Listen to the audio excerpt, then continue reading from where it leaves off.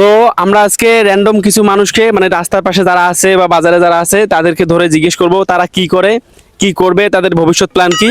তো আমরা এক ভাইকে দেখতে পাচ্ছি, তার কাছ থেকে আমরা জানার চেষ্টা করব সে কি করে বা কি করবে বা কি করতে চাচ্ছে। তো আসেন আমরা তার কাছ থেকে শুনি। তো ভাই আপনার নাম? তো ওনার নাম আমি মানে বুঝতেই পারছি গাঞ্জাখোর টাঞ্জাখোর হবে হয়তো বা কিছু একটা। ভাই আপনি কি করেন? ভাই আমি উনি মনে হচ্ছে গাঁজার ব্যবসা করে এরকম আর কি কিছু হবে। ভাই আপনার পরিবারের সদস্য কতজন? ভাই আমাদের এরা দেখেই বোঝা যাচ্ছে 4-5 জন হবে, তার ভিতরে হয়তো ইনি এই ভাই হচ্ছে ছোট। তো ভাই আপনি কি করেন? ভাই আমি দেখেই বোঝা যাচ্ছে গাঞ্জা টাঞ্জা খায় রাস্তায় রাস্তায় ঘুরে বেড়ায়, দেখেই তো বুঝতে পারতেছেন।